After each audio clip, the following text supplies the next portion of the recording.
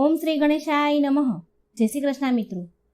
આપણે આજે સાંભળીશું ભગવદ્ ગીતાના મહાત્મય ફળ અને શંકર પાર્વતીની વાર્તા. શંકર ભગવાન પાર્વતીજીને બધા જ ફળના મહત્વ, એના દ્રષ્ટાંત, એ ઉપરની વાર્તા સંભળાવે છે. તો એ આપણે આજે આ વિડીયોમાં સાંભળીશું. પહેલા અધ્યાયનું મહાત્મય ફળ. કૈલાસ પર્વતના પાવન શિખર પર શંકર ભગવાન અને માતા પાર્વતીજી બેઠા હતા, વાતો કરતા હતા. એ વખતે પાર્વતીજીએ શંકર ભગવાનને પૂછ્યું, હે પ્રભુ, મેં સાંભળ્યું છે કે વૈકુંઠ લોક પ્રાપ્ત કરવા માટે ભગવદ્ ગીતાનો પાઠ કરવો કે સાંભળવો એ બધા ઉપાયોમાં સર્વશ્રેષ્ઠ ઉપાય છે. તો આપ મને કૃપા કરી ગીતાજીના મહાત્મય વિશે કહો. આ સાંભળી વિષ્ણુ ભગવાનનું સ્મરણ કરી શંકર ભગવાને કહ્યું, હે દેવી પાર્વતી, એ ગીતાના લીધે જ હું ત્રણેય લોકમાં પૂંજાઉં છું. ગીતાના જ્ઞાનમાં નિત્ય નિમગ્ન રહેવાના કારણે જ સંસારની માયા મને સ્પર્શી શકતી નથી કે સતાવી શકતી નથી. હે દેવી, તમે મને જે પ્રશ્ન પૂછ્યો છે એવો જ પ્રશ્ન શેષ શૈયા પર સૂતેલા વિષ્ણુ ભગવાનને લક્ષ્મીજીએ પૂછ્યો હતો. હે પ્રભુ, તામસી જીવો નિંદ્રા અને આળસને આધીન થાય તે સ્વાભાવિક છે, પરંતુ આપ તો ત્રણેય ગુણોથી પર છો. શ્રી નારાયણ પ્રભુ છો, તમે આંખો મીચીને પડ્યા છો, એનું મને ઘણું વિસ્મય થાય છે. ત્યારે વિષ્ણુ ભગવાન બોલ્યા, હે લક્ષ્મી, મને નિંદ્રા કે આળસ વ્યાપતી નથી. એક શબ્દરૂપી જે ભગવદ્ ગીતા છે એમાં રહેલા જ્ઞાનના અર્થને હું આંખો મીચીને હૃદયમાં ઘૂંટી રહ્યો છું. જેમ 24 અવતાર મારા આકાર રૂપ છે, તેમ આ ગીતા મારો શબ્દરૂપ અવતાર છે. એ અવતારમાં મેં શ્રી કૃષ્ણ બની સમગ્ર જગતના કલ્યાણ માટે વેદ શાસ્ત્ર અને પુરાણોના સારથી પૂર્ણ એ ગીતા શાસ્ત્રને મેં કુરુક્ષેત્રમાં મેદાનમાં અર્જુનને કહી સંભળાવ્યું હતું. ત્યારબાદ પ્રાચીન મહામુનિ શ્રી વેદવ્યાસે મહાભારત ગ્રંથની રચના કરી. એ વખતે સારને 18 અધ્યાયમાં વહેંચી તેમાં સમાવેશ કર્યો છે. એ ગીતામાં મારા અંગ આ પ્રમાણે છે. શરૂઆતના 5 અધ્યાય મારા મુખ છે, તે પછીના 5 અધ્યાય મારી ભુજા છે, અને તે પછીના 5 અધ્યાય મારું હૃદય અને મન છે.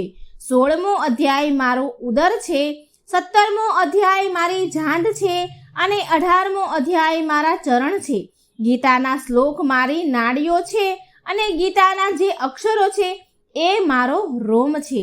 શ્રીમદ ભગવદ્ ગીતાનો એક અધ્યાય, અર્ધો અધ્યાય, એક શ્લોકના એક પદનો નિત્ય પાઠ કરનાર પ્રાણી બધા જ પાપોથી મુક્ત થઈ સર્વ માટેનું પરમ પ્રાપ્તિ સ્થાન એવા મારા વૈકુંઠ લોકને પામે છે. આ સાંભળી લક્ષ્મીજીએ પૂછ્યું, હે પ્રભુ, શ્રી ગીતાનું જ્ઞાન આટલું પરમ શ્રેષ્ઠ જ્ઞાન છે, તો તેનો પાઠ કરવાથી જેને વૈકુંઠ લોક મળ્યો હોય છે તેની કથા મને કહો. જેને વૈકુંઠ લોક મળ્યો છે આ કથાના કારણે, આ પાઠના કારણે, તો એ મને કહો. પુણ્ય કર્મ કરનારાઓની કથા સંભળાવાથી તો પાપનો નાશ થાય જ છે ને. ત્યારે વિષ્ણુ ભગવાન બોલ્યા, હે લક્ષ્મી, શ્રી ગીતાનો પાઠ શ્રવણ કરીને ઘણા જીવ કૃતાર્થ થયા છે. હું એક કથા કહું છું, તમે સાંભળો. આમ કહી વિષ્ણુ ભગવાને એક બ્રાહ્મણની કથા કહેવા લાગ્યા. મહાત્મય કથા. બકરીઓ ચરાવવા ઘણે જ દૂર જંગલમાં ગયો. ત્યાં તેને સાપ કરડતા.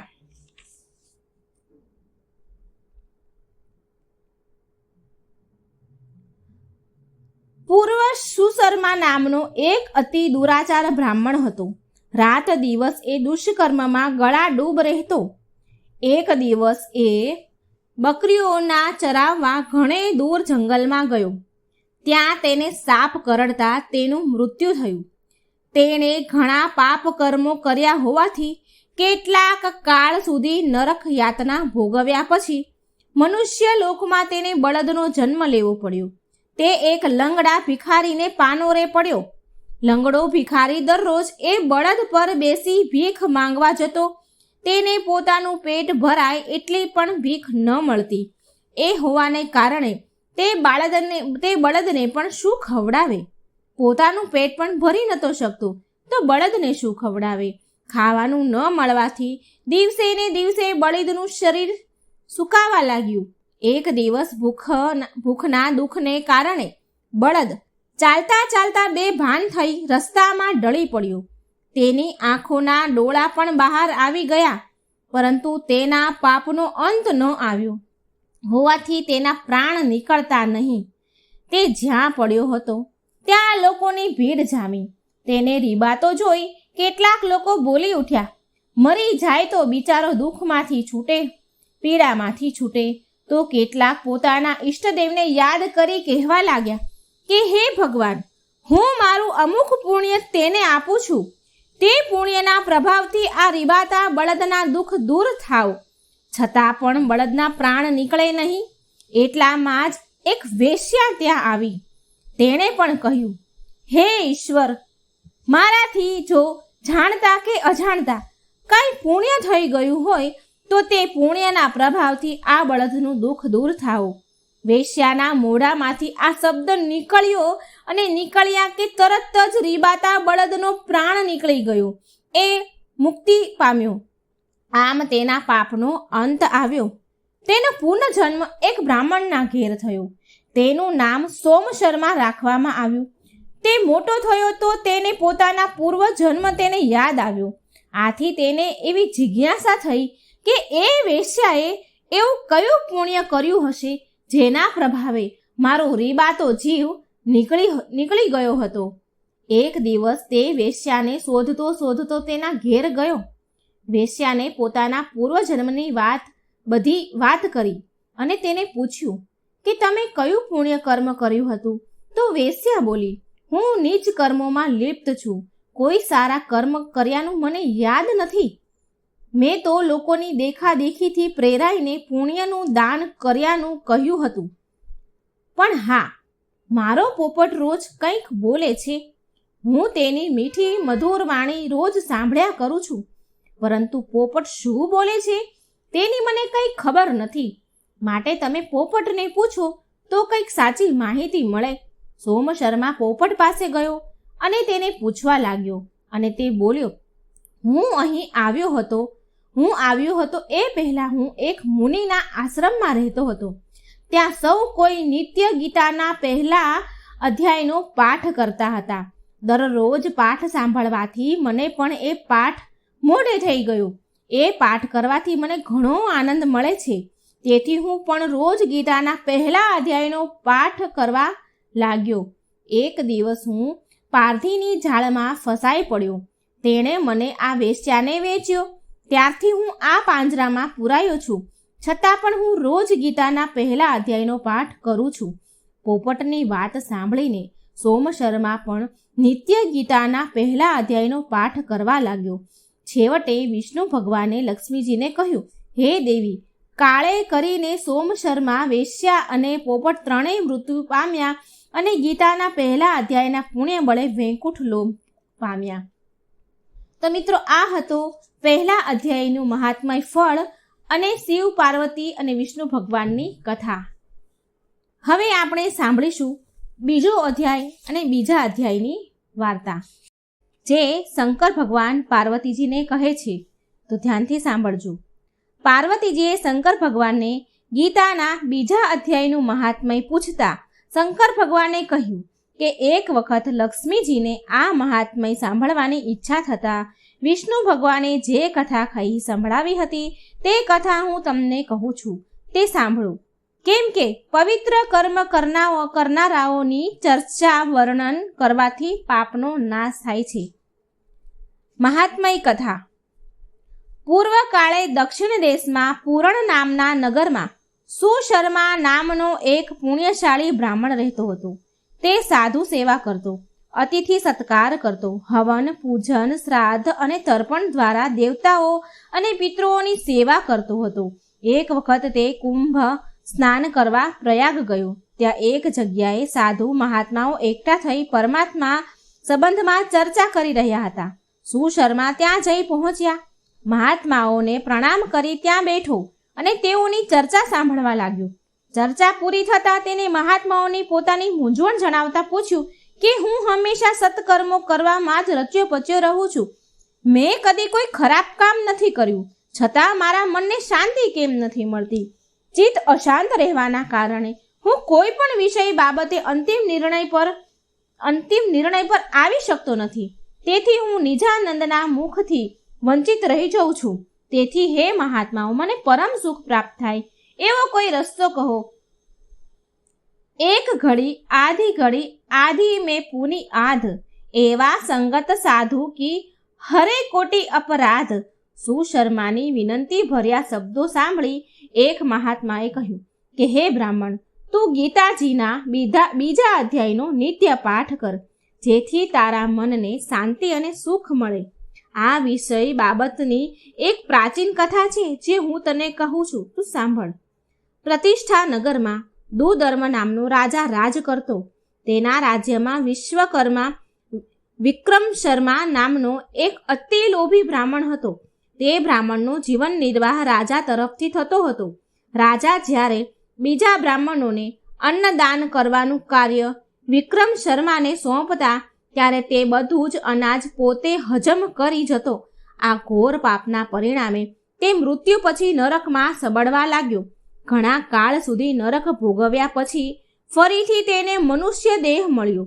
યુવાન થતાં તેના લગ્ન કર્કશા નામની દુષ્ટ સ્ત્રી સાથે થયા. એક દિવસ એ વ્યાભિચારી સ્ત્રીએ એના પ્રેમીના કહેવાથી પોતાના સૂતેલા પતિનું માથું કપાવી નાખ્યું. આમ અકાળે મરણ પામવાથી તેનો આત્મા વનમાં પ્રેત થઈ ભટકવા લાગ્યો. કર્કશા પણ મર્યા પછી બકરી થઈ જન્મી. એક દિવસ પ્રેત થયેલા વિક્રમ શર્માએ જંગલમાં એક મહાત્માની ઝૂંપડી પાસે ઊભેલી એક બકરીને જોઈ. એ બકરીને જોતા જ તેને પોતાનો પૂર્વ જન્મ યાદ આવ્યો. તે બદલો લેવા બકરી થયેલી કર્કશાને મારવા દોડ્યો, પણ બકરી તો જ્યાં ઊભી હતી ત્યાં જ ઊભી રહી. પ્રેત ઝૂંપડી પાસે આવ્યું. તે વખતે ઝૂંપડીમાં એક મહાત્મા ગીતાજીના બીજા અધ્યાયનો પાઠ કરી રહ્યા હતા. તે પાઠના શબ્દો પ્રેતના કાને પડતા તે બકરીને મારવાનું ભૂલી જઈ એક ચિત્તે તે પાઠ સાંભળવા લાગ્યો. પાઠ સાંભળવાથી તેના મનના વિચારો શુદ્ધ થઈ ગયા. મનમાં કોઈ વેરભાવ ન રહ્યો. બકરી પણ તે પાઠ સાંભળવાથી ત્યાં જ ઊભી રહી હતી. ત્યારબાદ તેઓ બંને ત્યાં રહ્યા અને નિત્ય ગીતાજીના બીજા અધ્યાયનો પાઠ સાંભળવા લાગ્યા. આ પાઠ સાંભળવાથી પુણ્ય બળે પ્રેત અને બકરી બંને વૈકુંઠ લોક પામ્યા. આમ કહી મહાત્માએ સુશર્માને ગીતાજીના બીજા અધ્યાયનો નિત્ય પાઠ કરવાનો ઉપદેશ આપ્યો. સુશર્મા નિત્ય ગીતાજીના બીજા અધ્યાયનો પાઠ કરવા લાગ્યા. તેથી તેને મનની શાંતિ મળી અને સંસારના બધા સુખ ભોગવી અંતકાળે વૈકુંઠ લોકમાં ગયા. આ હતો મિત્રો બીજા અધ્યાયનું મહાત્મય ફળ અને કથા. હવે આપણે સાંભળીશું ત્રીજા અધ્યાયની મહાત્મય ફળ અને કથા. ભગવદ્ ગીતાના મહાત્મય ફળ અને કથા સાંભળવાનું પણ ઘણું પુણ્ય છે. ત્રીજો અધ્યાય મહાત્મય ફળ. જગત જનની પાર્વતીજી શંકર ભગવાન અને લક્ષ્મીજીએ શ્રી વિષ્ણુ ભગવાનને કહ્યું, હે પ્રભુ, હવે આપ અમને ગીતાજીના ત્રીજા અધ્યાયનું મહાત્મય અને તેના ફળ વિશે જણાવો, જે સાંભળી અમે કૃતાર્થ થઈએ. આ સાંભળી શંકર ભગવાને પાર્વતીજીને અને વિષ્ણુ ભગવાને લક્ષ્મીજીને કહ્યું, હે દેવી, હું ત્રીજા અધ્યાયનું મહાત્મય કહું છું, તે તમે શુદ્ધ ચિત્તે સાંભળો, કારણ કે આ અધ્યાયનો પાઠ સાંભળનારનો અર્ધમયોનીમાંથી છુટકારો થાય છે. મહાત્મય કથા આ પ્રમાણે છે. કૌશિક વંશમાં જન્મેલો જડ નામનો એક બ્રાહ્મણ વેદશાસ્ત્રોનો જાણકાર હોવા છતાં પાપ કર્મોના પરિણામે અધોગતિને પામ્યું. તેને જાત જાતના વેપાર ધંધા કરી પુષ્કળ ધન એકઠું કર્યું હતું, પણ એ ધન ધર્મ કાર્યોમાં વાપરવાના બદલે જુગાર, શરાબ અને વેશ્યાગમનમાં ઉડાડવા લાગ્યું. આ દૂષણોમાં ધન ખલાસ થઈ જતા તેણે ચોરી કરીને ફરીથી ધન એકઠું કર્યું. જડ પાસે પુષ્કળ ધન એ બાબતની જાણ લૂંટારાઓને થતાં તેઓ એક રાતે તેના ઘર પર ત્રાટક્યા. તેને મારી નાખીને તેને બધું જ ધન લૂંટી ગયા. અકાળે મરણ પામવાથી જડ પ્રેત થયો અને પ્રેત યોનિમાં તેના પાપ કર્મોના કારણે દારૂણ દુઃખ ભોગવવા લાગ્યો. આ જડ બ્રાહ્મણોને મોહન નામનો પુત્ર હતો. તે વેપાર અર્થે દૂર દેશાવર ગયો હતો. તે જ્યારે પોતાના ગામ પાછો ફર્યો ત્યારે પોતાના પિતાના મૃત્યુના સમાચાર જાણી અતિશય દુઃખી થયો. પ્રેત યોનિમાંથી પિતાની મુક્તિ અર્થે પુત્રે શાસ્ત્રોક્ત રીતે ઉત્તર ક્રિયા કરી શ્રાદ્ધ કર્યું, પરંતુ જડને પ્રેત યોનિમાંથી મુક્તિ ન મળી અને તે પ્રેત થઈને પુત્રના ઘરમાં જ ભટકવા લાગ્યો. એક દિવસ મોહનને ત્યાં તેનો મિત્ર થોડા દિવસ રહેવા માટે આવ્યો. બીજે દિવસે પ્રાતઃકાળે તેનો મિત્ર સાન સંધ્યા કરીને ગીતાજીના 3જા અધ્યાયનો પાઠ કરવા લાગ્યો. આ પાઠ પ્રેત રૂપે ભટકતા જડે પણ સાંભળ્યો. પરિણામે તેનો પ્રેત યોનિમાંથી ઉદ્ધાર થઈ ગયો.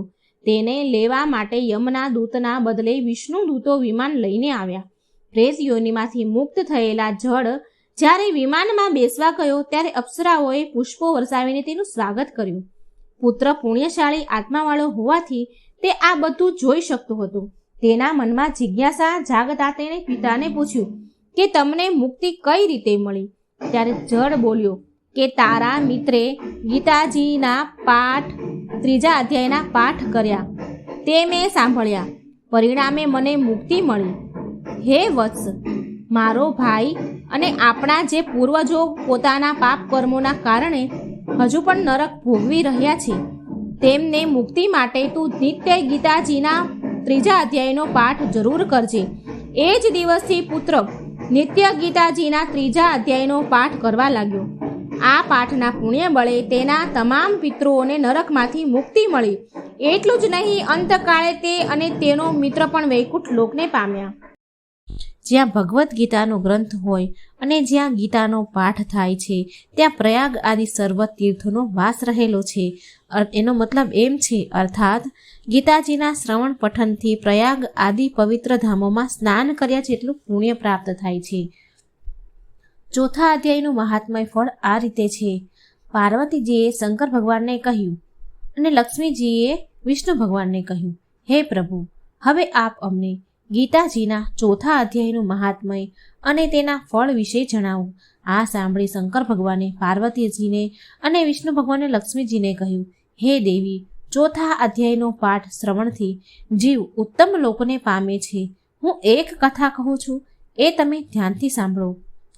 મહાત્મય કથા.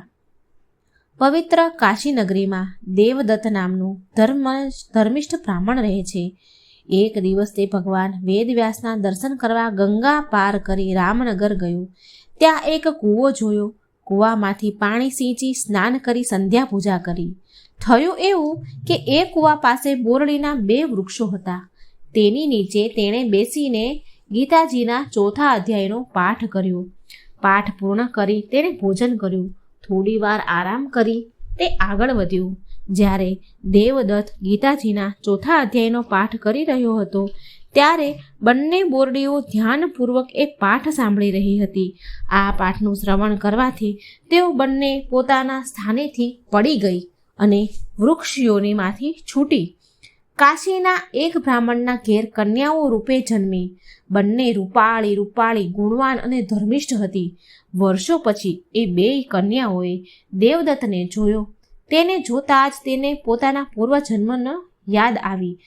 એ બંને કન્યાઓ દેવદત્તને પ્રણામ કરી કહેવા લાગી, હે મહારાજ, તમે જ અમારા ઉદ્ધારક છો.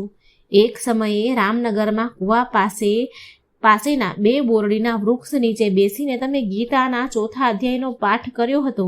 એ પાઠ અમે ધ્યાનપૂર્વક સાંભળ્યો હતો અને આ પુણ્યના બળે અમે ઋષિના શાપમાંથી મુક્ત થયા અને વૃક્ષયોનીમાંથી છૂટી આ મનુષ્ય અવતાર પ્રાપ્ત થયો. હવે અમારા તે પહેલા પૂર્વજન્મનો વૃત્તાંત પણ સાંભળો. અગાઉના જન્મે અમે બંને સ્વર્ગની અપ્સરાઓ હતી. સ્વર્ગમાં નૃત્ય ગાન કરી નિત્ય ઇન્દ્રની પ્રશંસા પ્રાપ્ત કરતી. અમને રૂપનું ઘણું જ અભિમાન હતું. એક દિવસ અમે પૃથ્વી પર વિહાર કરવા આવ્યા ત્યારે ગોદાવરી નદીના કિનારે છિન્નાપાપ નામના સ્થળે અમે સત્યપતા નામના ઋષિને ઘોર તપ કરતા જોયા. આ ઋષિનું તપ જોઈ ઇન્દ્ર પણ ગભરાઈ ગયા અને તેમને પોતાના ઇન્દ્રાસન જતું રહેવાનો ભય લાગ્યો. આથી તેમણે ઋષિનું તપ ભંગ કરવા અમને ઋષિ પાસે મોકલી. અમે મધુર ગીત ગાન કરી, મોહક નૃત્ય કરી, મનમોહક હાવભાવ કરી ઋષિને તપમાંથી ચલિત કરવા ઘણા પ્રયત્નો કર્યા. ધ્યાન ભંગ થતાં ઋષિ સમાધિમાંથી જાગી ગયા અને બહુ ક્રોધિત થયા અને અમને શ્રાપ આપ્યો કે જાઓ, તમે બંને જડ બોરડી બની જાઓ. શ્રાપ સાંભળીને અમે ગભરાઈ ગઈ. ઋષિને અમે આજીજી કરતા કહ્યું, આમાં અમારો કોઈ દોષ નથી. અમે તો ઇન્દ્રના કહેવાથી અહીં આવ્યા હતા. ઋષિને અમારા ઉપર દયા આવી એટલે તેમણે કહ્યું, જ્યારે તમે ગીતાજીનો 4થો અધ્યાય સાંભળશો ત્યારે જ તમારી મુક્તિ થશે. આ સાંભળી દેવદત્તે પણ તે બંને કન્યાઓને ગીતાજીના 4થા અધ્યાયનો નિત્ય પાઠ કરવાનું કહ્યું. બંને કન્યાઓ નિત્ય પાઠ કરવા લાગી. આ પાઠના પુણ્ય બળે બંને કન્યાઓ મૃત્યુ પછી સ્વર્ગમાં પાછી ફરી અને દેવદત્ત પણ અંતકાળે વૈકુંઠ લોક પામ્યો. અહીં 4થા અધ્યાયની મહાત્મય કથા પૂર્ણ થઈ. હવે આપણે સાંભળીશું ભાગવદ્ ગીતાના 5મા અધ્યાયની મહાત્મય કથા. પાર્વતીજી શંકર ભગવાનને કહે છે અને લક્ષ્મીજી વિષ્ણુ ભગવાનને કહે છે, હે પ્રભુ, હવે આપ અમને ગીતાજીના 5મા અધ્યાયનું મહાત્મય અને તેના ફળ વિશે અમને જણાવો. આ સાંભળી શંકર ભગવાને પાર્વતીજીને અને વિષ્ણુ ભગવાને લક્ષ્મીજીને ગીતાજીના 5મા અધ્યાયનો પાઠ કરનારા મનુષ્યના સ્પર્શ માત્રથી અધમ જીવનો ઉદ્ધાર થાય તે જણાવે છે. માટે આ અધ્યાયનું મહાત્મય વિશેષ છે. આ બાબતે એક કથા હું કહું છું, તે તમે સાંભળો. કર્મ સંન્યાસ યોગની આ 5મા અધ્યાયનું મહાત ફળ તમે શાંતિથી સાંભળજો. કથા છે, પૂર્વ પુરુક્ષુસ નામના એક નગરમાં પિંગળ નામનો એક દુરાચારી બ્રાહ્મણ રહેતો હતો. તે જન્મે બ્રાહ્મણ હતો, પરંતુ કર્મ રાક્ષસ હતા. કદી પણ સ્નાન સંધ્યા, હોમ હવન કે પૂજા અર્ચના ન કરતો. એટલું જ નહીં, જે કરે તેની હાંસી ઉડાડતો. બ્રાહ્મણ હોવા છતાં એ ભવૈયાઓ સાથે રહીને વાજા વગાડતો, નાચ ગાન કરતો. તેની પત્ની અરુણા પણ તેના જેવી જ ઉલટા અને વ્યાભિચારણી હતી. એક દિવસ વ્યાભિચારણી અરુણાને પોતાના પતિ રંગરાગના માર્ગમાં અંતરાય રૂપ લાગ્યો, તેથી તેણે ઊંઘતા પતિને મારી નાખ્યો. આવું જઘન્ય મોત થતાં પિંગળ નરકમાં પડ્યો અને યાતના ભોગવવા લાગ્યો. ઘણો સમય યાતના ભોગવી તે પૃથ્વી પર ગીધ થઈને જન્મ્યો. તેથી કુલટા પત્ની અરુણાને પગંદરનો રોગ થયો. તે મૃત્યુ પામી અને બીજા જન્મે પૃથ્વી પર સુગરી થઈને જન્મી. એક દિવસ શિકારની શોધમાં નીકળેલી ગીધની નજર સુગરી પર પડી. તત્કાળ તેને પોતાના પૂર્વજન્મનું જ્ઞાન થયું. જ્ઞાન થતાં જ ગીધ સુગરીને મારવા દોડ્યો. મોતની બીકે સુગરી નાઠી, પણ ગીધે તેને પકડીને મારી નાખી. એ જ વખતે એક શિકારીની નજર આ ગીધ ઉપર પડી. તેણે બાણ મારીને ગીધને મારી નાખ્યો. નસીબ જોગે બંનેના હાડકાં એક જ્ઞાની મનુષ્યની ખોપડીમાં પડ્યા. યમદૂતો બંનેને યમરાજા પાસે લઈ ગયા. યમરાજાએ કહ્યું કે તમે બંને મહાપાપી છો. તમને તો હંમેશને માટે નરકમાં જ નાખવા જોઈએ, પરંતુ તમારા હાડકાં બ્રહ્મજ્ઞાની મહાત્માની ખોપડીમાં પડવાથી તમારા પાપો નાશ પામ્યા છે. આ મહાત્મા નિત્ય શ્રી ગીતાજીના 5મા અધ્યાયનો પાઠ કરતા હતા. તેથી તેના પુણ્ય બળે તમારો પણ ઉદ્ધાર થઈ ગયો છે.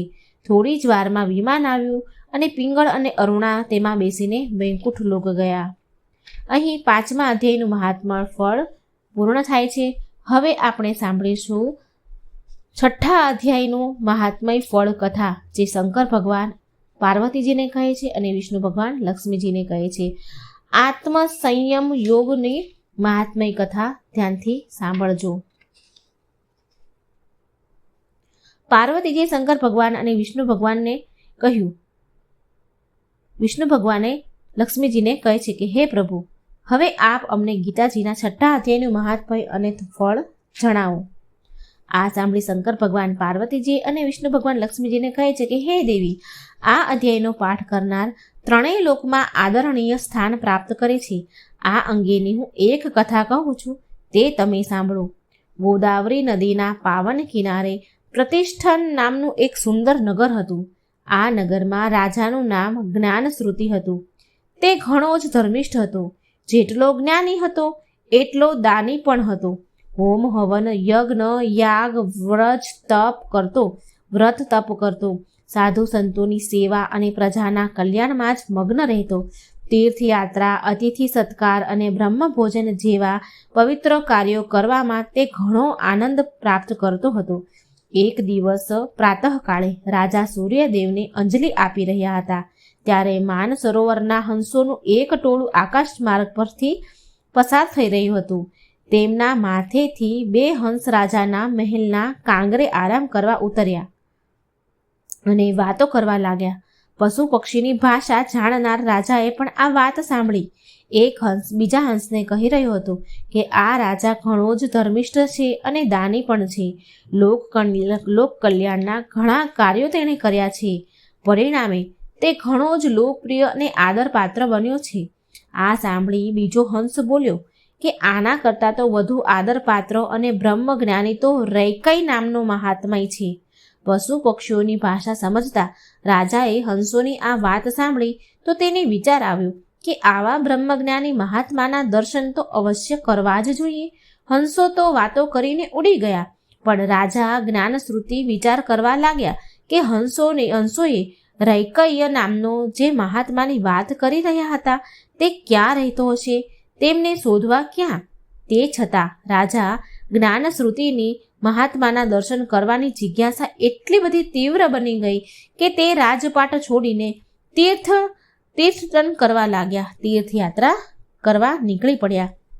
કાશી, પ્રયાગ, પ્રભુતિ વગેરે નગર ફરતા ફરતા દેશમાં રૈક્ય નામના મહાત્મા વિશે પૂછપરછ કરતા રાજા કાશ્મીર પ્રદેશના માણિકેશ્વર નામના મહાદેવજીના મંદિરે પહોંચ્યા. ત્યાં રાતવાસો કર્યો. સવારે રાજાએ મંદિરના પૂજારીને મહાત્માએ રૈક્ય અંગે પૂછપરછ કરી તો પૂજારીએ જણાવ્યું કે મહાત્મા રૈક્ય તો આ નગરમાં જ રહે છે. રાજા જ્ઞાનશ્રુતિ તત્કાળ રૈક્ય પાસે પહોંચી ગયા. જઈને પ્રણામ કર્યા અને નમ્ર અવાજે પૂછ્યું કે હે પાવનકારી સંત, આપ આ કક્ષાએ કઈ રીતે પહોંચ્યા? એ કૃપા કરી મને જણાવશો તો હું કૃતાર્થ થઈશ. ત્યારે મહાત્માજી રૈક્ય બોલ્યા કે હે રાજન, હું નિત્ય ગીતાજીના 6થા અધ્યાયનો પાઠ કરું છું. તે પાઠના પુણ્ય બળે હું આ સિદ્ધિ પ્રાપ્ત કરી શક્યો છું. આ સાંભળી રાજા જ્ઞાનશ્રુતિ પણ નિત્ય ગીતાજીના 6થા અધ્યાયનો પાઠ કરવા લાગ્યા અને આ પુણ્યના બળે રાજા સર્વ સુખ ભોગવી અંતકાળે વૈકુંઠ પામ્યા. 6થા અધ્યાયની મહાત્મય ફળ કથા અહીં સંપૂર્ણ થાય છે. હવે આપણે સાંભળીશું 7મા અધ્યાયની કથા, મહાત્મય કથા વાર્તા આપણે સાંભળીશું. જ્ઞાન વિજ્ઞાન યોગ. આ 7મો અધ્યાય છે. પાર્વતીજી શંકર ભગવાન અને લક્ષ્મીજી વિષ્ણુ ભગવાનને કહે છે કે પ્રભુ, હવે આપ અમને ગીતાજીના 7મા અધ્યાયની મહાત્મય ફળ વિશે જણાવો. આ સાંભળી શંકર ભગવાને પાર્વતીજીને અને વિષ્ણુ ભગવાને લક્ષ્મીજીને કહ્યું કે હે દેવી, હું તમને ગીતાજીના 7મા અધ્યાયનું મહાત્મય કહું છું, તે સાંભળો. મહાત્મય કથા આ પ્રમાણે છે. પાટલીપુત્ર નામના નગરમાં એક શંકુકર્ણ નામનો બ્રાહ્મણ રહેતો હતો. તેને 3 પુત્રો હતા. શંકુકર્ણ વેપાર કરીને સુખેથી ગુજરાન ચલાવતો હતો. એકવાર તેને વધુ ધન કમાવા માટે પરદેશ જવાનો વિચાર કર્યો. તેણે પોતાના પુત્રને ખબર પડી કે એ રીતે પોતાનું બધું જ ધન એક ખાડામાં ખોદી દીધું. પછી તે વહાણ લઈને ઉત્તર દિશા તરફ નીકળી ગયો. દુર્ભાગ્યે બન્યું એવું કે પરદેશમાં સાપ કરડવાથી શંકુકર્ણ મૃત્યુ પામ્યો. અકાળે મૃત્યુ થવાથી તેનો જીવ તેના દાટેલા ધનમાં અટકી રહ્યો. આથી તે સાપ બનીને જ એ જગ્યાએ ધન દાટેલું હતું ત્યાં ધનનું રક્ષણ કરવા લાગ્યો.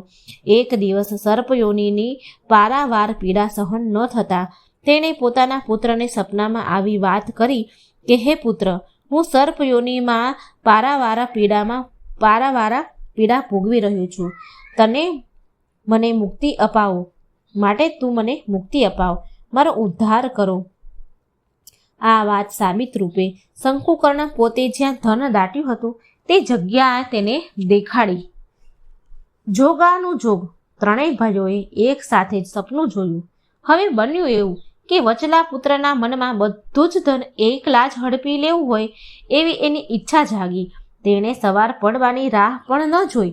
એ તો રાતોરાત પોતાની પત્નીને સાથે લઈને સપનામાં તેના પિતાએ જે જગ્યા દેખાડી હતી ત્યાં પહોંચી ગયો.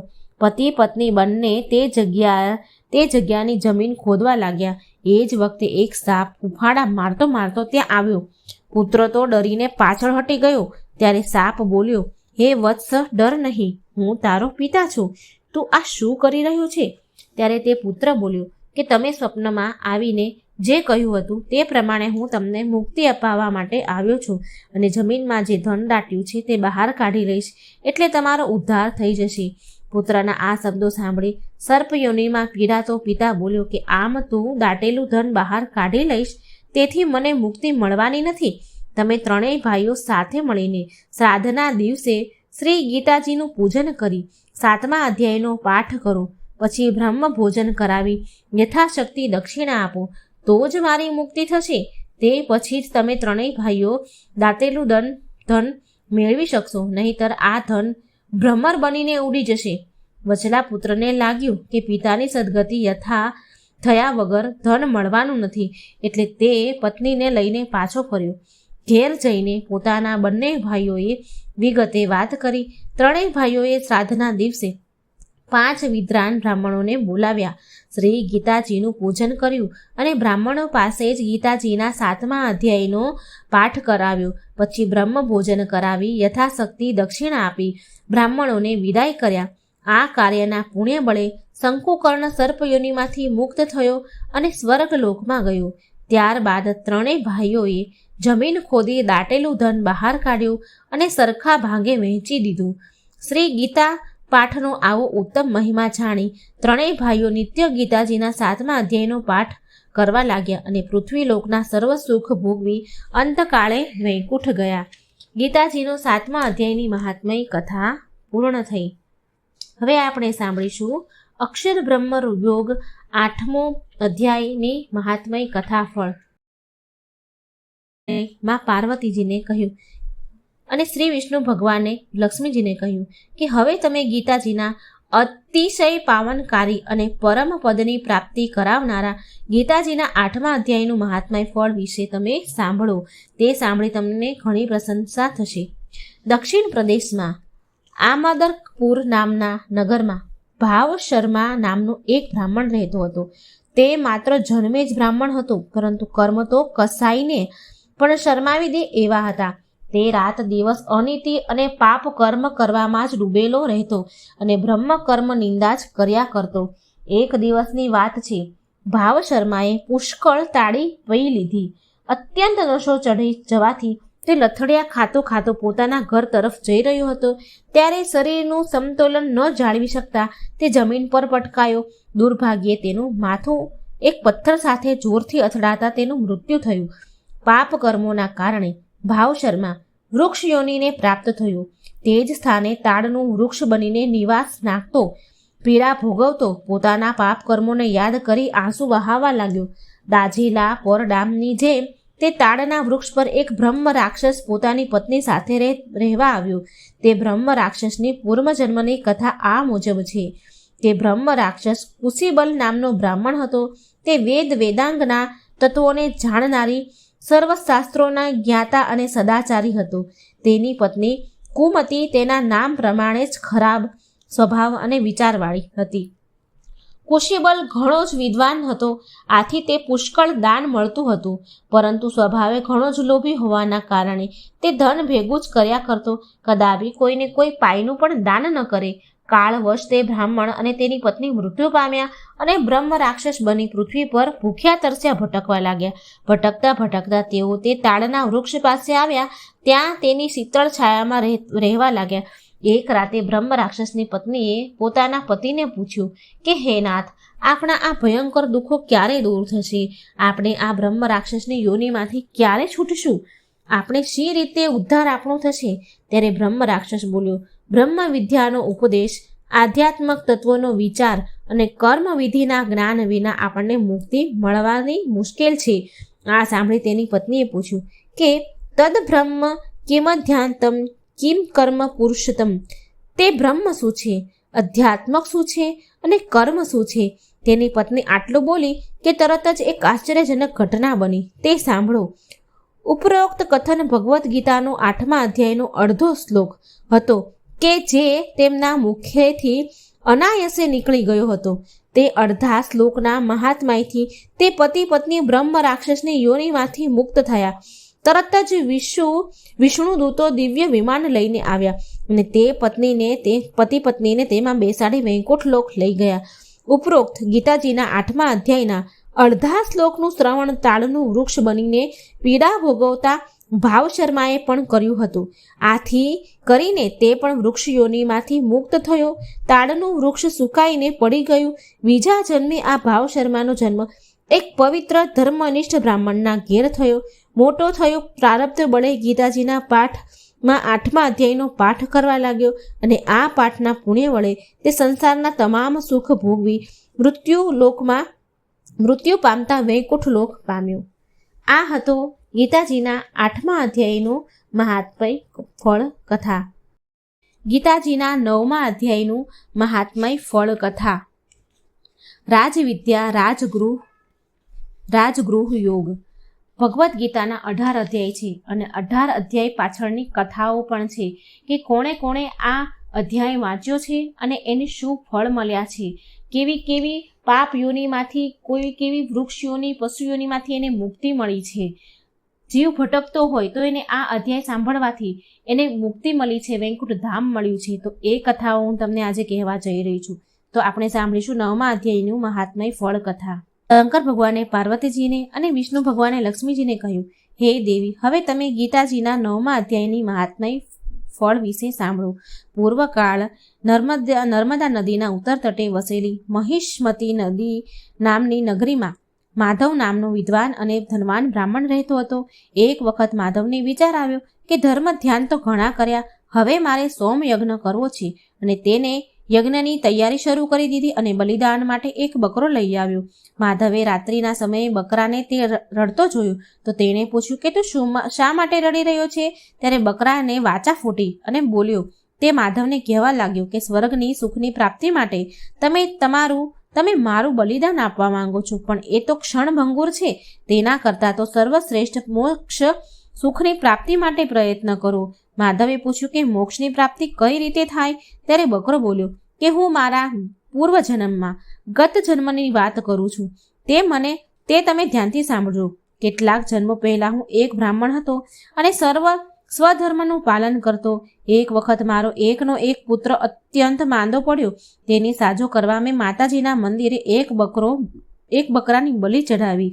મારો પુત્ર તો સાજો થઈ ગયો, પણ ઘોર પાપ કૃત્યના પરિણામે અનેક યોનિમાં હું ભટકીને આજે પણ આ પશુની યોનિમાં અસહ્ય પીડા ભોગવી રહ્યો છું. અને તમે પણ એ જ પાપ કૃત્ય કરવાને તૈયાર થયા છો. ક્ષણિક સુખ માટે કોઈનો વધ કરી અંતે ચીરકાળ સુધી દુઃખ ભોગવ્યા કરવું એ તો બુદ્ધિમાન વ્યક્તિનું કામ નથી. આ બકરાના જન્મ પહેલા હું વાંદરો હતો. એક દિવસ ગ્રહણના સમયે નર્મદા નદીના કિનારે એક રાજા એક બ્રાહ્મણને દાન આપી રહ્યો હતો. તે બ્રાહ્મણને દાનનો સ્વીકાર કરતો જોઈ બીજા બ્રાહ્મણો તેને સમજાવવા લાગ્યા કે ગ્રહણના દિવસે દાન લેવું મહાપાપ કહેવાય. આવું દાન લેનારો નીચ યોનિને પ્રાપ્ત કરે છે. ત્યારે દાન લેનારો બ્રાહ્મણ બોલ્યો, હું કોઈ લોભ લાલચથી દાન નથી લેતો, માત્ર શરીરના નિર્વાહ અર્થ દાન લઉં છું. વળી હું નિત્ય ગીતાજીના 9મા અધ્યાયનો પાઠ કરું છું, જેનાથી મારા તમામ પાપનો નાશ થાય છે. આમ કહીને બકરો બોલ્યો કે હે બ્રાહ્મણ, એ સમયે હું પણ ઝાડ પાસે બેઠો હતો. મેં આ વાત સાંભળી હતી. તમે મારું બલિદાન આપવાના બદલે ગીતાજીના 9મા અધ્યાયનો પાઠ કરો તો તમારા અને મારા બંનેનો ઉદ્ધાર થશે. માધવને બકરીની વાત ગમી, સાચી લાગી. તેણે ગીતાજીના 9મા અધ્યાયનો પાઠ કર્યો. આ પાઠનું શ્રવણ કરતાં જ બકરો પશુઓનીમાંથી મુક્ત થઈ ગયો. આ જોઈ માધવે જીવનભર નિત્ય 9મા અધ્યાયનો પાઠ કરવાનો પવિત્ર સંકલ્પ કર્યો. આ પાઠના પુણ્ય બળે માધવ પૃથ્વી પરના સમસ્ત સુખ ભોગવી અંતકાળે વૈકુંઠ લોક પામ્યો. 9મો અધ્યાયનું મહાત્મય ફળ કથા અહીં સંપૂર્ણ થાય છે. હવે આપણે સાંભળીશું વિભૂતિ યોગ 10મો અધ્યાયની મહાત્મય ફળ કથા. આ મહાત્મય કથા પૂરી ધ્યાનથી સાંભળજો. કૈલાસ નિવાસી શંકર ભગવાને પાર્વતીજીને અને ક્ષીરસાગરમાં શેષ શૈયા પર શયન કરનારા શ્રી વિષ્ણુ ભગવાને લક્ષ્મીજીને કહ્યું કે હે દેવી, હવે હું ગીતાજીના 10મા અધ્યાયના મહાત્મય ફળ વિશેની પરમ પાવન કથા કહું છું, તે તમે સાંભળો. પવિત્ર કાશી નગરીમાં એક બ્રહ્મજ્ઞાની તપસ્વી બ્રાહ્મણ રહેતો હતો. તે નિત્ય બ્રહ્મ મુહૂર્તે સ્નાન કરી શ્રી કાશી વિશ્વનાથના મંદિરે દર્શન કરવા જાય. દર્શન કરીને તે ત્યાં જ ધ્યાનમાં બેસે. આ જોઈ મારા ભૃંગી નામના ગણે મને જિજ્ઞાસાવશ મને પૂછ્યું કે હે પ્રભુ, આ બ્રાહ્મણ કોણ છે? તેણે એવું કર્યું તપ, હોમ કે જપ કર્યા છે કે જ્યારે તે ધ્યાનમાં બેસે છે ત્યારે આપ તેને સન્મુખ પ્રગટ થાવ છો, તેમજ ડગલે ને પગલે તેને સહાય કરવા તત્પર બનો છો? આ સાંભળીને મેં કહ્યું, હે વત્સ, આ જાણવા માટે આ બ્રાહ્મણના ગયા જન્મની વાત હું કહું છું, તે સાંભળ. એક સમયની વાત છે. કૈલાસ પર્વત પર હું બેઠો હતો.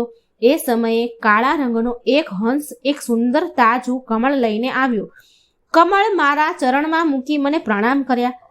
મેં તેને મારી પાસે બેસાડ્યો અને પૂછ્યું, હે હંસ, તું કોણ છે? તારા શરીરનો રંગ શ્વેતના બદલે કાળો કેમ છે? તું મારી પાસે જે હેતુથી આવ્યો હતો તે મને જણાવ. ત્યારે તે હંસ બોલ્યો, હે ભગવાન, આપ તો સર્વજ્ઞ છો. આપનાથી તો ક્યાં કંઈ છુપાયેલું છે?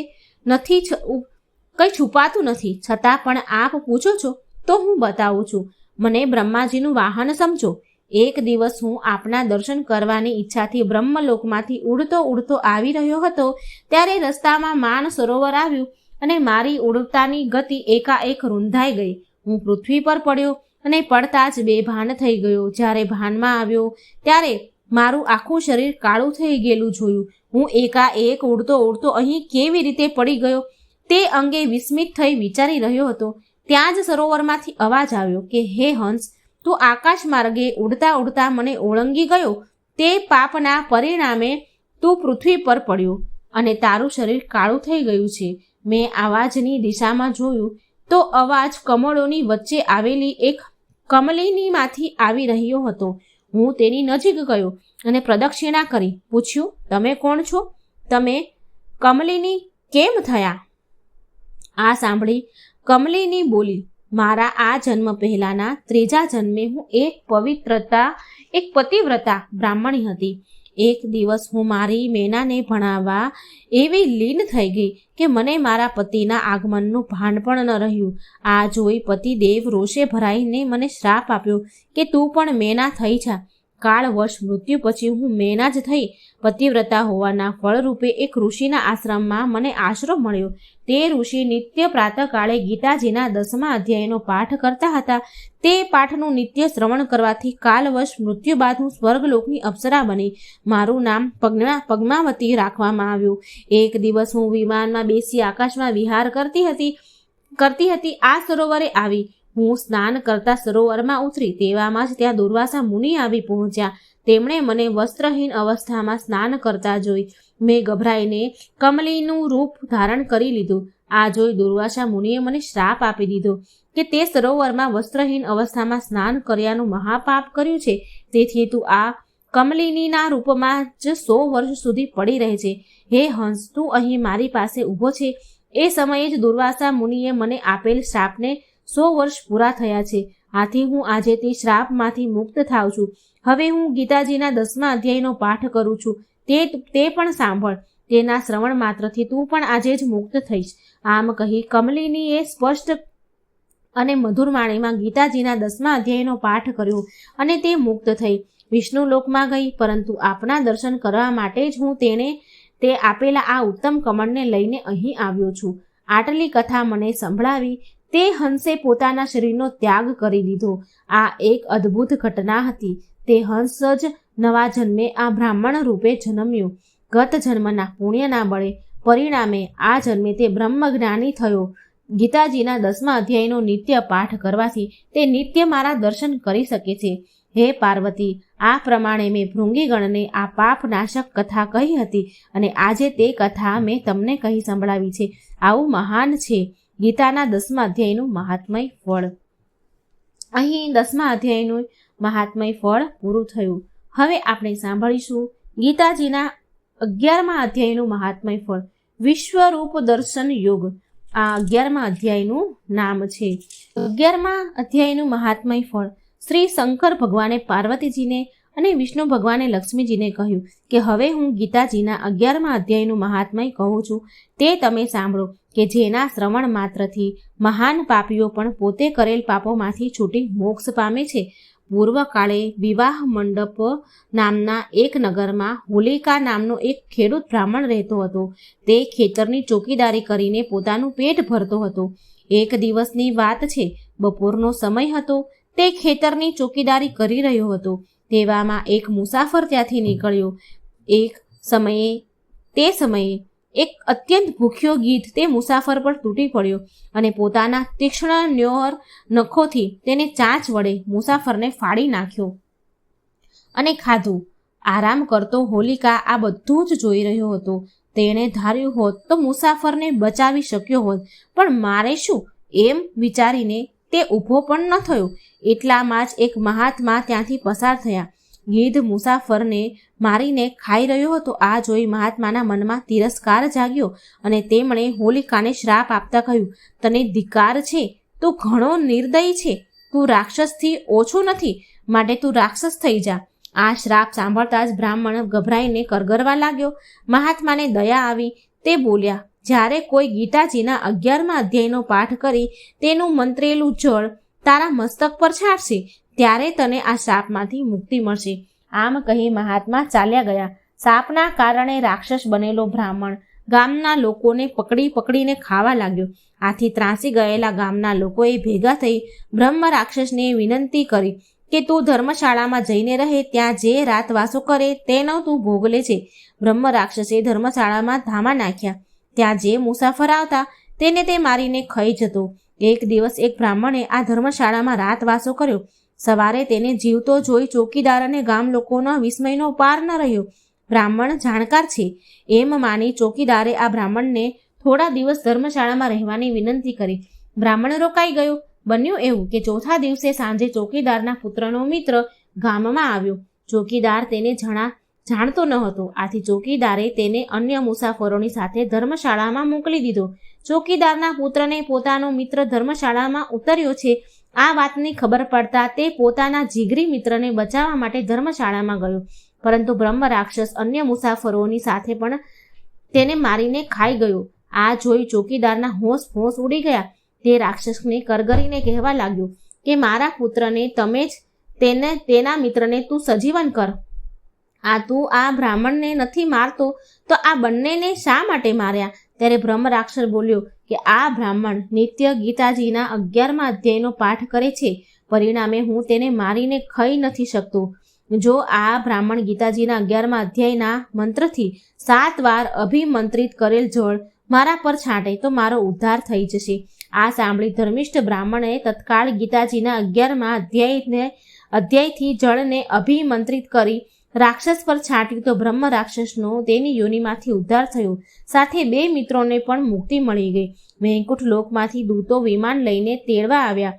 આ જોઈને ચોકીદાર રડતો પુત્રને રોકવા લાગ્યો. આથી પુત્ર બોલ્યો કે ગીતાજીના 11મા અધ્યાયનું શ્રવણ કરવાથી અમને મુક્તિ મળી છે. વળી આ સંસારમાં તો સૌ કોઈ પોતાના કર્મ અનુસાર આવે છે અને જાય છે. આજે અમે જઈએ છીએ, કાલે તમારે જવાનું છે. કેટલીક વાર તમે મારા અને હું તમારો પુત્ર રહી ચૂક્યા છીએ, માટે હવે તમે મુક્તિનો ઉપાય કરો.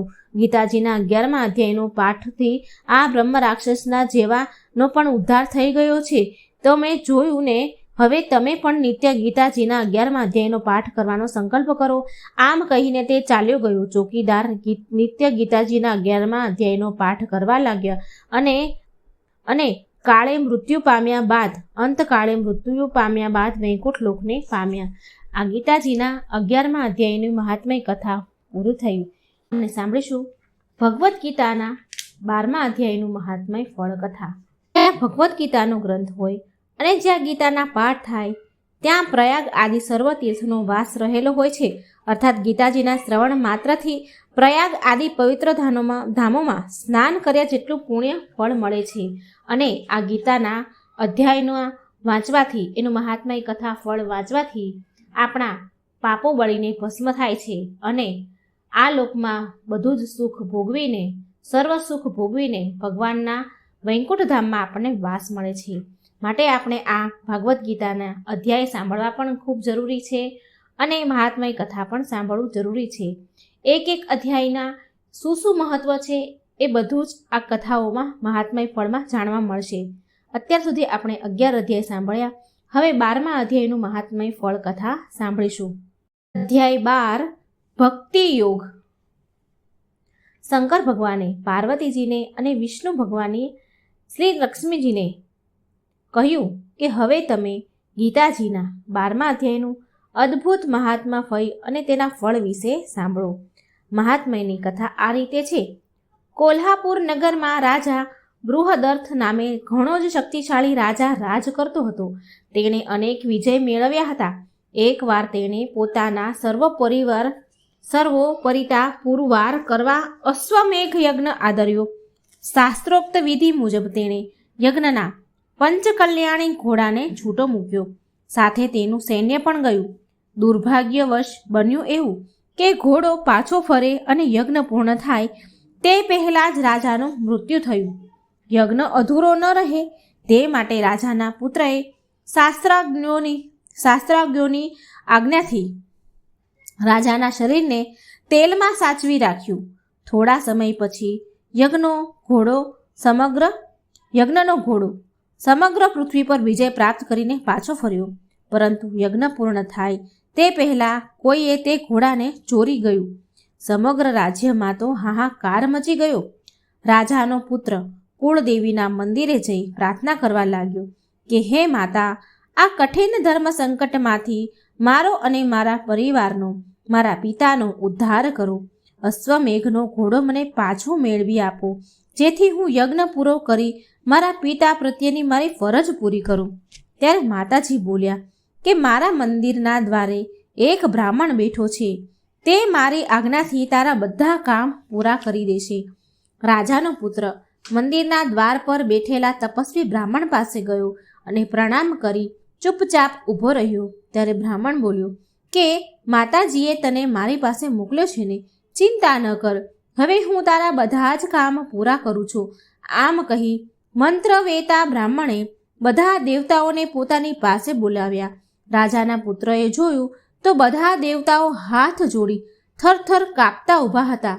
બ્રાહ્મણે બધા દેવતાઓને કહ્યું કે રાતના સમયે દેવરાજ ઇન્દ્રે અશ્વમેઘ યજ્ઞના ઘોડાને ચોરીને બીજે કાંઈક મૂકી દીધો છે. તે ઘોડાને તત્કાળ અહીં હાજર કરો. દેવતાઓએ તરત જ ઘોડાને હાજર કરી દીધો. બ્રાહ્મણે તેઓની જવાની આજ્ઞા આપી.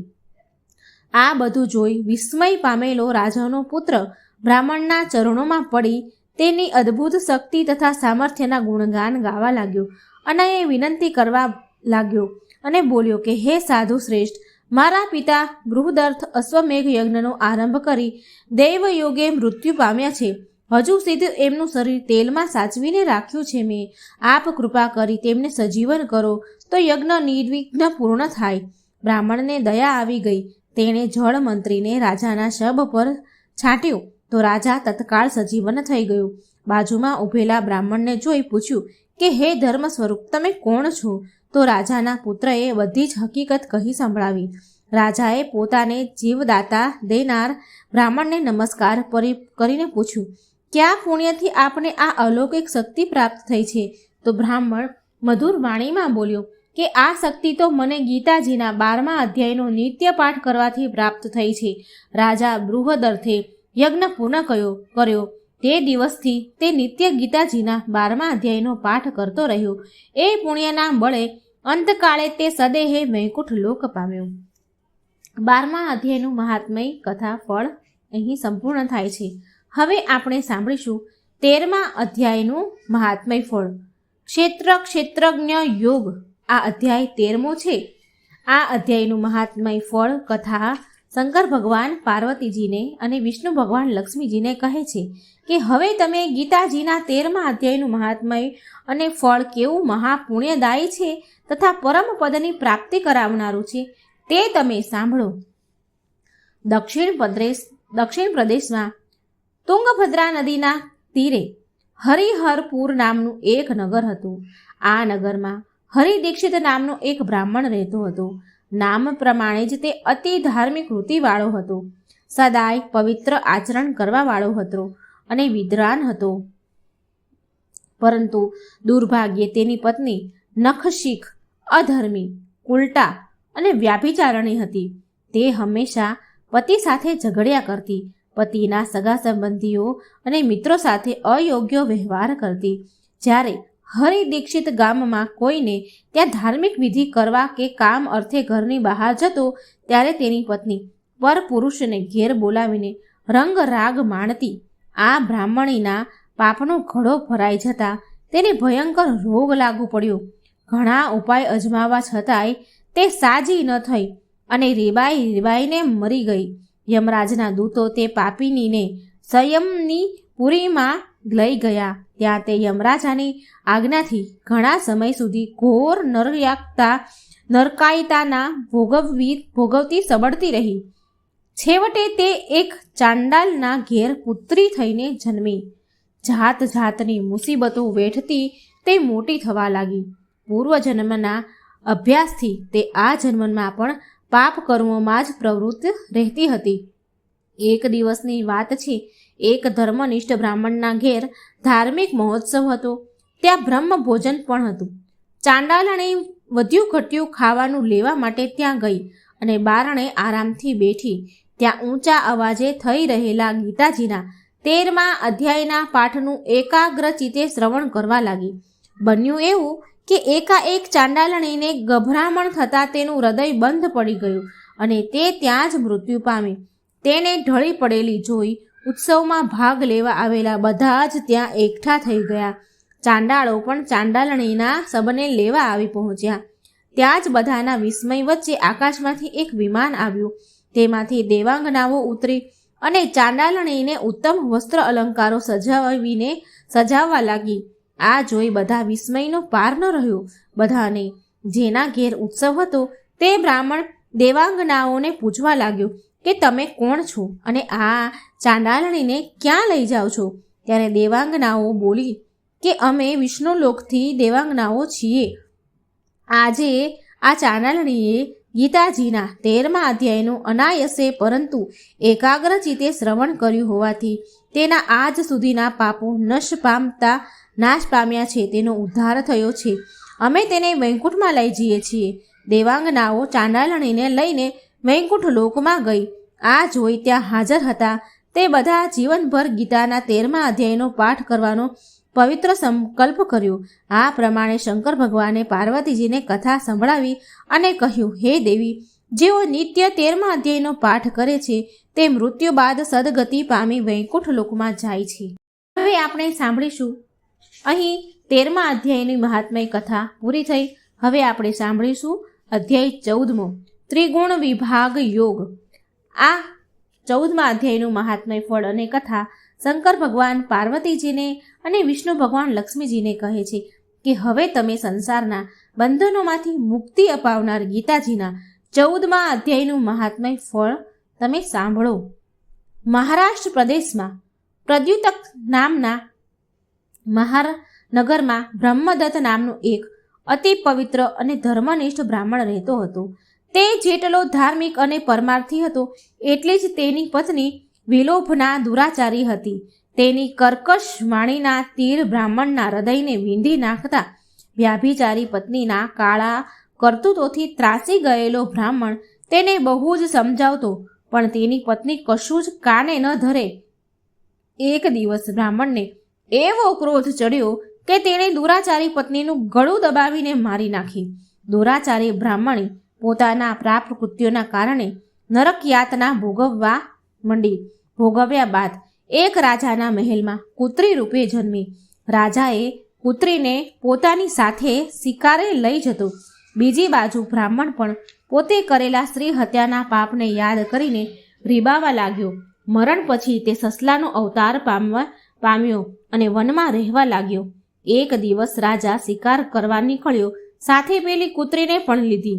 જંગલમાં સસલાનું ઝુંડ જોતા રાજાએ કૂતરીને છૂટી મૂકી દીધી. કૂતરી સસલાના ઝુંડ પાસે આવી.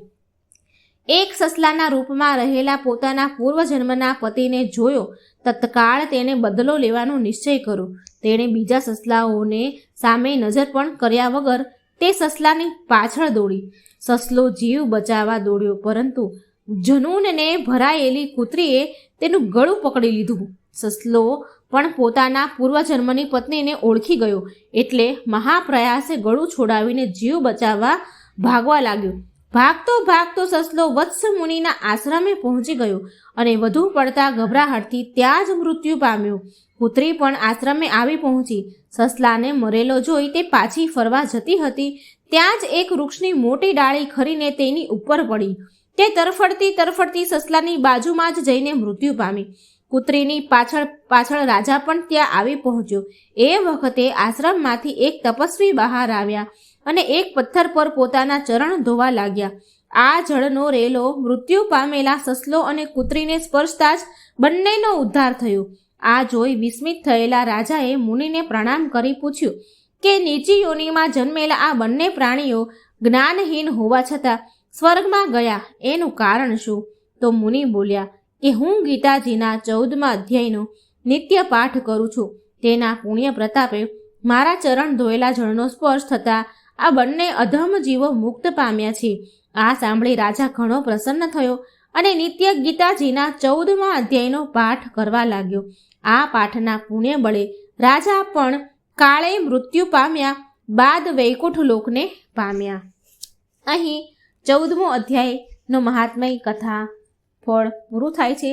હવે આપણે સાંભળીશું 15મા અધ્યાયનું મહાત્મય કથા મહાત્મય ફળ. અધ્યાય 15 પુરુષોત્તમ યોગ. આ પુરુષોત્તમ યોગની મહાત્મય કથા ફળ શંકર ભગવાન પાર્વતીજીને અને શ્રી વિષ્ણુ ભગવાન લક્ષ્મીજીને કહે છે કે હે દેવી, હવે તમે આત્માનો ઉદ્ધાર કરી સદગતિ અપાવનારા ગીતાજીના 15મા અધ્યાયનું મહાત્મય ફળ વિશે સાંભળો. પૂર્વકાળે ગૌડા દેશમાં નૃસિંહ નામનો એક મહાપરાક્રમી રાજા રાજ કરતો હતો. તેનો મંત્રી ઈર્ષાળુ સ્વભાવનો હતો. રાજાને સ્વર્ગ સમાન સુખ વૈભવ ભોગવતો જોઈ તેને વિચાર કર્યો કે જો હું રાજકુમારો સહિત રાજાને મારી નાખું અને ખુદ રાજા બની જાઉં તો મને પણ આ વૈભવ ભોગવવા મળે. પછી તો મંત્રી રાત દિવસ રાજાને મારી નાખવાના જ વિચાર કરવા લાગ્યો. એક અંધારી રાતે મંત્રીએ રાજાને મારી નાખવા માટે મહેલ તરફ જઈ રહ્યો હતો. ત્યારે અંધારામાં તેનો પગ એક સાપ પર પડ્યો. સાપે દંશ દેતા તત્કાળ મંત્રી મૃત્યુ પામ્યો. બીજા જન્મે આ મંત્રી સિંહ દેશમાં ઘોડા રૂપે જન્મ્યો. તે ગુણોમાં અશ્વરાજ ઉચ્ચસ્રવા સમાન મહાતેજસ્વી હતો. જોગાનું જોગ તે ઘોડાને નૃસિંહ રાજાએ એક સોદાગર પાસેથી મોં માંગી કિંમત આપી ખરીદી લીધો. એક દિવસ રાજા તે ઘોડા પર બેસીને શિકાર કરવા જંગલમાં ગયો. શિકારની શોધમાં મધ્યાહન થઈ ગયો. શિકાર ન મળવાથી નિરાશ થયેલો રાજા ભૂખ તરસથી વ્યાકુળ બની ગયો. ત્યાં જ તેની નજર એક ઋષિના આશ્રમ પર પડી. રાજાએ ત્યાં જઈ પાણી પીધું. તેના મુખ પરનું તેજ જોઈ ઋષિ જાણી ગયા કે આ કોઈ રાજકુળનો જ છે અને ભૂખ્યો છે. ઋષિએ રાજાને ભોજન કરાવ્યું અને આશ્રમમાં જ આરામ કરવાનું કહ્યું. રાજા આડા પડખે થઈને આરામ કરવા લાગ્યો. દર્ભશૈયા પર તેને ઊંઘ ન આવી એટલે દિવાલ પર લખેલા ગીતાજીના 15મા અધ્યાયનો પાઠ વાંચવા લાગ્યો. આ પાઠ તેને બહુ ગમી ગયો. તેની વારંવાર વાંચીને યાદ કરવા લાગ્યો. 8-10 વખત વાંચતા તેને આખો પાઠ મોઢે થઈ ગયો. સાંજ પડતા રાજાએ પોતાના નગર ભણી પાછા જવાની તૈયારી કરી, પરંતુ તેનો ઘોડો ઘાસ ખાતો હતો. તેથી તે ઘોડાને પંપાળતો ગીતાજીના 15મા અધ્યાયનો પાઠ કરવા લાગ્યો. પાઠ પૂર્ણ થતાં જ ઘોડાનું મૃત્યુ થયું. રાજાને ઘણી નવાઈ લાગી. તેણે આ વિશે ઋષિને પૂછ્યું તો ઋષિએ જણાવ્યું કે હે રાજન, આ ઘોડો ગયા જન્મે તારો મંત્રી હતો. તે તને પુત્રો સહિત મારી નાખીને તારું રાજ છીનવી લેવા ઈચ્છતો હતો. આ પાપથી તેનું અકાળે મૃત્યુ થયું અને આ જન્મે ઘોડા રૂપે જન્મ્યો. આપના મુખેથી અનાયસે ગીતાના 15મા અધ્યાયનો પાઠ સાંભળતા જ પશુયોનિમાંથી મુક્ત થઈને સ્વર્ગલોકમાં ગયો. આ અદ્ભુત કથન સાંભળીને વિસ્મિત થયેલો રાજા નૃસિંહ મહેલે પાછો ફર્યો. મોટા રાજકુમારોનો રાજ્યાભિષેક કરી રાજ સિંહાસન પર બેસાડી તેને રાજા તરીકે જાહેર કર્યો. ત્યારબાદ રાજા નૃસિંહે ગીતાજીના 15મા અધ્યાયનો નિત્ય પાઠ કરવા લાગ્યા. આ પાઠના પુણ્ય પ્રતાપે તે મૃત્યુ પછી વૈકુંઠ લોક પામ્યા. 15મા અધ્યાયનું મહાત્મય ફળ કથા અહીં સંપૂર્ણ થાય છે. ભગવદ્ ગીતાના 16મા અધ્યાયની મહાત્મય કથા ફળ. 16મો અધ્યાય છે દેવાસુર સંપ દ્વિભાગ્ય યોગ.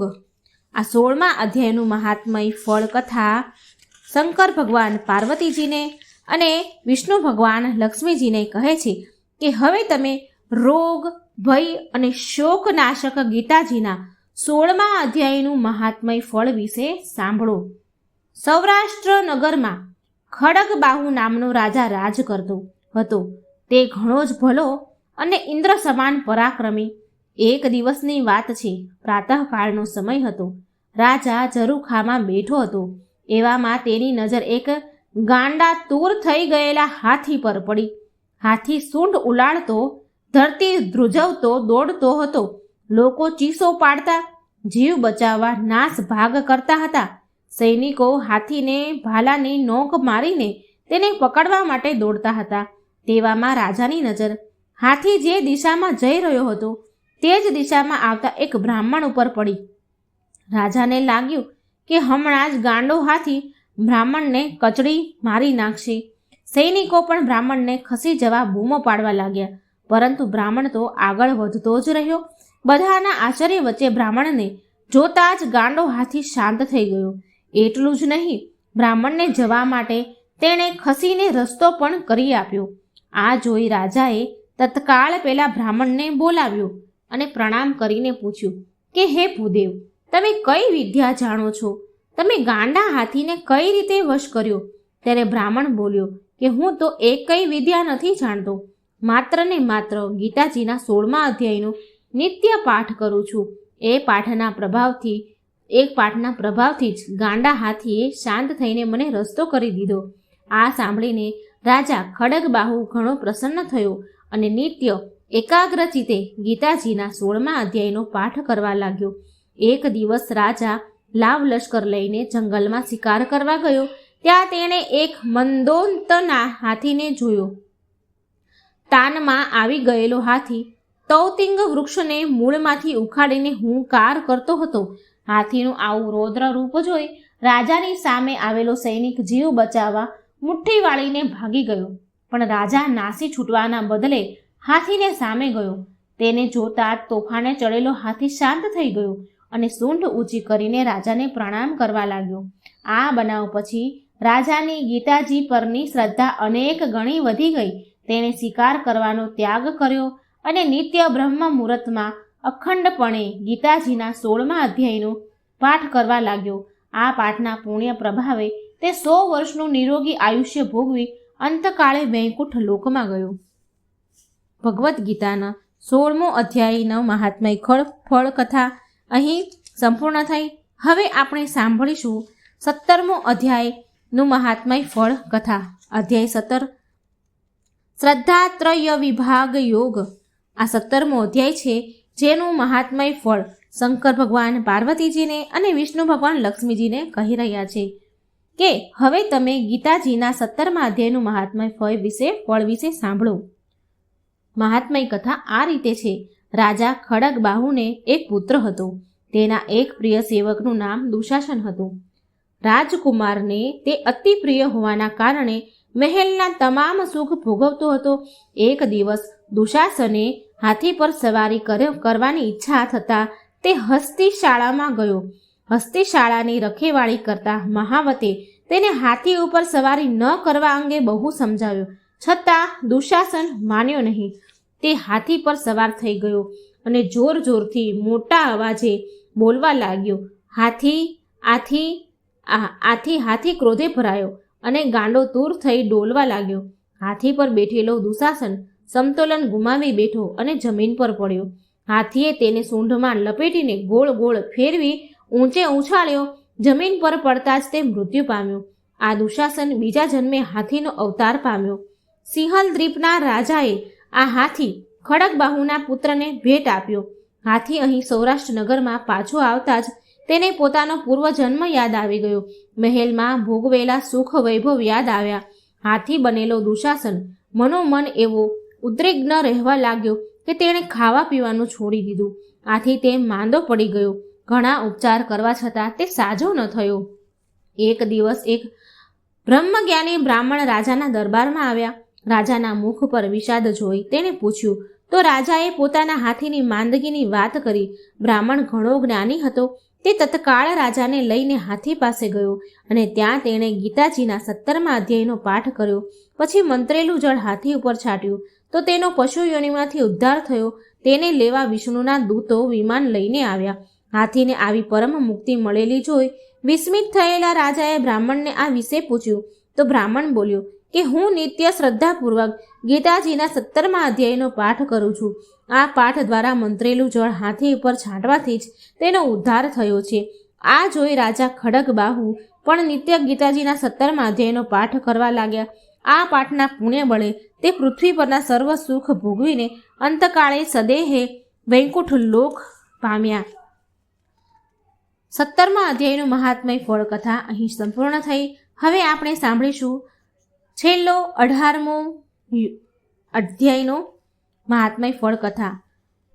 અધ્યાય 18 મોક્ષ સંન્યાસ યોગ.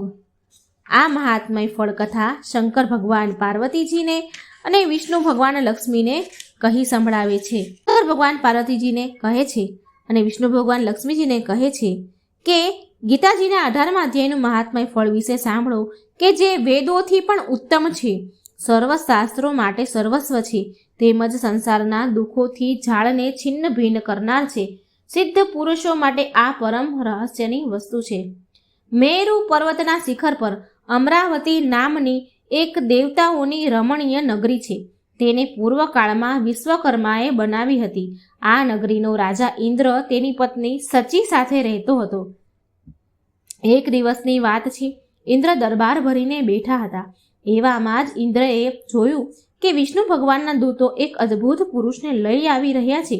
તે પુરુષને 1000 આંખો હતી. વળી તેના મુખ પર સૂર્ય સમાન તેજ હતું.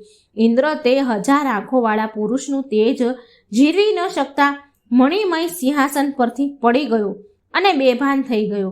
આથી ઇન્દ્રના સેવકોએ દેવલોકના સામ્રાજ્યનો મુંગટ તે અદ્ભુત પુરુષના મસ્તક પર મૂકી તેને સિંહાસન પર બેસાડ્યો. પછી તો સ્વર્ગના નવા રાજાની ખુશાલીમાં દિવ્ય ગીતો ગવાયા. દિવાંગનાઓની સાથે દેવતાઓ તેની આરતી ઉતારવા લાગ્યા. ઋષિઓએ વેદ મંત્રોનો ઉચ્ચારણ કરી તેને આશીર્વાદ આપ્યા. ગંધર્વો મધુર સ્વરમાં મંગલમય ગીતો ગાવા લાગ્યા. કિન્નરો સંગીતના કર્ણપ્રિય સૂર વહાવા લાગ્યા અને અપ્સરાઓ મનોરમ નૃત્ય કરવા લાગી. જ્યારે ઇન્દ્ર ભાનમાં આવ્યો ત્યારે તેને જાણ થઈ કે ઇન્દ્રનું ઇન્દ્રાસન છીનવાઈ ગયું છે. હવે તે સ્વર્ગનો અધિપતિ રહ્યો નથી. તેને વિષ્ણુ ભગવાન પાસે જઈને ફરિયાદ કરી, હે પ્રભુ, મારાથી એવો કયો અપરાધ થયો કે મારું ઇન્દ્રાસન મારે છોડવું પડ્યું? પૂર્વકાળે મેં 100 યજ્ઞનું અનુષ્ઠાન કરી તમને પ્રસન્ન કરીને આ સ્વર્ગાધિપતિનું પદ પ્રાપ્ત કર્યું હતું. પરંતુ તે પુરુષે એવું તે કયું કર્મ કર્યું છે કે તેનું પુણ્ય બળ મારા કરતાં પણ વધી ગયું અને આજે દેવલોકનો અધિપતિ બની ગયો છે?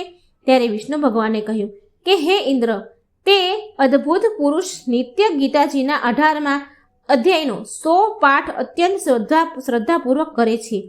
આ પાઠનું પુણ્ય સર્વ પુણ્યોમાં શિરોમણી છે. તેથી તેનું પુણ્ય બળ વધી જતા તે દેવલોકનો અધિપતિ થયો છે.